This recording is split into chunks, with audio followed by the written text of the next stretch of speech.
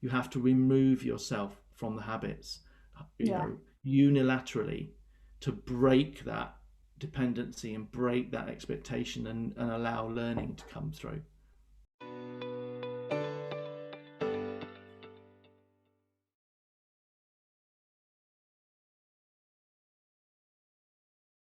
How should companies really measure what works for their company, whether it's office space, remote, hybrid? Oh, How should yeah, they yeah, really measure? right.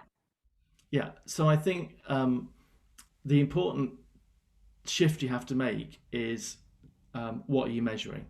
Yeah. So if we think about COVID, um, uh, like I said, over that period of time, that's the point I was trying to make. Things have changed, and the Yeah. reason they've changed is because 30 years ago when I started work, people were talking about, the scientists, the Harvards were talking about different ways of working and stuff, and eventually, the the young up and coming people who came into the workforce picked up on those ideas, eventually became leaders, and made the change. You and I were to have a crystal ball to look at, and we would say, let's look at life in 2050 in working. Yeah. We would see more flexibility, hopefully more diversity, and things like that.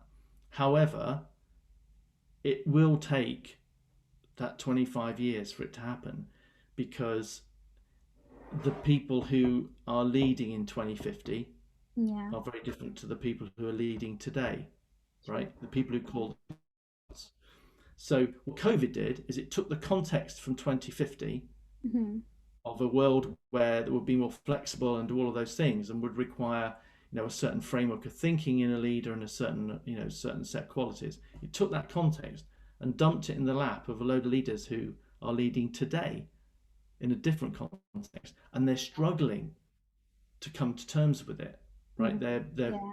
Because most people who are running small, medium, and large companies today have been schooled in a way, and they have a framework about what work is, what the relationship should be between me and somebody else in the organization as a non-leader, what constitutes good work, how you measure output, all of those things. Like for me, I'm in my 50s. Most of my working life, I've had it punched into me about commercial revenue, profit, efficiency, Yeah. and largely speaking, the human side of work has been, you know, obviously or subliminally, in my mind, it's been positioned as secondary to all these other things. Hmm. So to be in the world of work that is 2050, what we hope is beyond, those human things have to be front and center, Yeah. right? Not as a secondary option. And I think that's our challenge. Is we have a bunch of folks in leadership and management positions today, and a bunch of employees who have a set of expectations that have been pushed on them, where um, they're not fit for purpose to Hmm. deal with that challenge coming that early, because really, strictly speaking, the people who don't having difficulty as a CEO of a FTSE 500 at the moment with the whole remote thing and the trust thing, they're never going to change, because they're fundamentally people that have a set of behaviors and values and motivations which don't change unless they have a life experience, or like, you don't change those things in the way your belief systems if they're over a certain period of time, because that's Yeah. the way you are. So those people are going to struggle with it. As we can see, there are companies out there going, hey, I want you back now, right, back to work, i.e. you weren't working when you were at home. But I didn't say that last year when COVID was on, because the Prime Minister told us all we'd have to work from home. So I had to put up with it.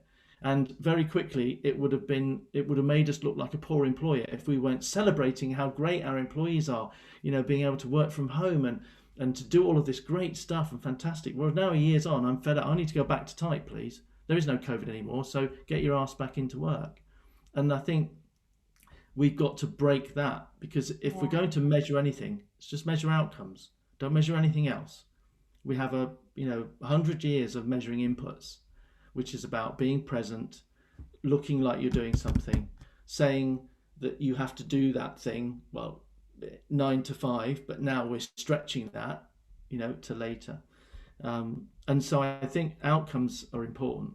Yeah. Nothing else really is. The input, obviously, if I'm taking 2 weeks to achieve an outcome we've agreed, and we all intuitively know that's a 2-day effort, then I'm doing something wrong. But if you measure me on outcomes and allow me to find my way to do that with my colleagues and we work it out ourselves, then the business improves. I think again, there's enough evidence out there to show that. Yeah. But but equally, there's a whole bunch of companies that did that, got results, got the evidence, and then their CEO changed, and they scrapped it all. I think Best Buy is one of the best examples of that. They had a Yes. Yeah. results only work experiment, they called it, environment many years ago, where for a retail business it was very transformational. You could do your work whenever you need it to be, and we just focused on the outcomes. And that CEO moved on, and they had another short-term thinker in who said, "That's bullshit. We're not doing that anymore," even though it worked. This is the madness we live in. So I think the key measure for me is measure outcomes and agree those outcomes with the team. Amazing. I think that's a valid point. I think it's really important to measure those outcomes because those outcomes is what's going to eventually drive the organization forward, really. Because Yeah. when you think about it, like for myself, my experience, I've worked in a full-time job when I was in an office and it was a bigger company, and we had all those team meetings and there was so much meetings in a sort of like, I don't know what it is. I feel like with a bigger organization, you have a lot more meetings to attend when it's rather than a smaller company. Like we try and make use of all the time we have when it's like now working for a startup, I feel like we make so much more use of our time. Whereas I felt like in my old organization, I was literally just in meetings and meetings, and then you have a limited time to actually do the work. So it's having that two different sides of working. And I think the main thing is really measuring those outcomes. Like you said, I think at the end of the day, if you have employees who are doing the work, producing the work they say they're going to do within the time frame they say they're going to do it, then this shouldn't really be a problem. I think the main thing for what organization needs to understand is that different employees work different ways. And it's not like put a stamp on like this is what you're set to do within that amount of time. And if you go out of that amount of time, then we've got to review your productivity or something, because there might be different things that affects someone's productivity, whether it's something personal, whether it's at the work or in the environment they're in. Sometimes internet can come into play at times, but I think really measuring those outcomes and seeing what can work best for the company in the long term is what's gonna drive that team forward. So yeah, very Yeah, very I great. mean, it's a really good point you make. If you think about the power of habits, and addiction almost. So if I'm an alcoholic, then the worst thing I can be doing to try and change my behaviour is to continue to go into the pub, right? Even if I try and drink Coke, the forces around me will, unless I'm super iron-willed, they will force me to get back into the pattern of drinking potentially. And I don't see meetings, in a work environment as any different. If we're in an office environment, and it's very hard to, although we've been talking about less meetings and more effective meetings for as long as I've been interested in the world of work. And we all know meetings are a waste of time. That we waste a lot of time in meetings. We all know that some cultures are just fully meetings and some aren't.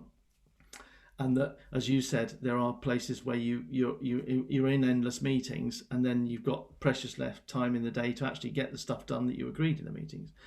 And one thing again that COVID has done is it's pulled us out of the pub, it's taken us out of the bar, which makes it easier for us to sort of wean ourselves off them. And when we went remote we were a year, or whatever, for before COVID, and we did what everybody does is, when we tried to replicate our working structure and our working methodology online, basically, and that doesn't work. Just taking that structure and putting it in, you have to rethink the way of working. So for the first year, we learned a lot, even though I've been thinking about remote working and talking about the future of work for a long time, years. I still found myself learning, and one of those was meetings. So it took us a year to stop having the frequency of meetings that we were having in an office, because suddenly they felt like the meetings were getting in the way, and we'd have this debate, well, do we need that? Why can't we just update by sharing information instead of coming together to sit through it? Oh, that's a good idea. And so we've weaned ourselves off it. Yeah. And sometimes you can't do that weaning off unless you completely change it. So you don't suddenly go, like I sit here now, I'm trying to imagine what my diary was like in previous years. It would be full and there'll be lots of meetings that would be going on. And it was hard to challenge the notion of it. Mm. Whereas for the last 2 years, we've been this distributed, which means day-to-day interruptions about being in an office, someone tapping on the shoulder, hey G, can you just help me? Or, oh, let's have a meeting on that. Let's jump into your office or whatever. Those anecdotal things don't happen. Now, yes, can it be culture damaging? That's one of the things we're trying to work out, because I'm not sat next to you in the office and we're not having a bit of chit chat, or I'm not sparking off you and we come up with a brilliant idea that drives productivity of the company. There is that I think we have to look at. Yeah. um, do we really lose a lot of that if we're not coming together every day? Because I think there is something in that human interaction, but again, it's down to choice.